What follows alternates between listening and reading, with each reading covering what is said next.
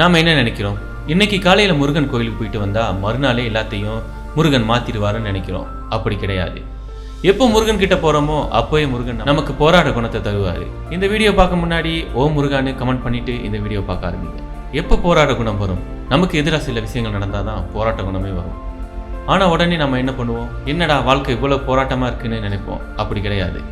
அந்த வாழ்க்கை போராட்டத்தையே சாதனையாக மாற்றி யாரெல்லாம் நம்ம முன்னாடி இவன் எல்லாம் எங்கே ஜெயிக்க போகிறான், இந்த உலகத்தில் இவன் தோத்துக்கிட்டே தான் இருப்பான்னு சிரிச்சுக்கிட்டு இருந்தவங்க முன்னாடி இவன் ஜெயிச்சிட்டான்னு எல்லோரும் சொல்கிற அளவுக்கு முருகன் மாற்றுவார்.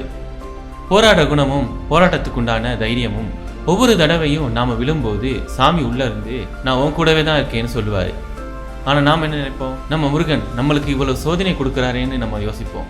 ஆனால் முருகன் யாமிருக்க பயமேன்னு வண்டியிலையோ இல்லைன்னா யாராவது சொல்கிறத கேட்போம். இதெல்லாம் முருகன் நம்ம கூடவே தான் இருக்காருன்னு உணர்த்துற விஷயங்கள்.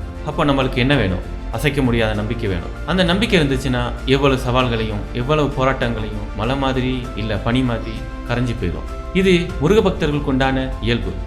உங்களுக்கு முருகனை பிடிக்கும்னா மறக்காமல் இந்த வீடியோவுக்கு லைக்கை போட்டுருங்க.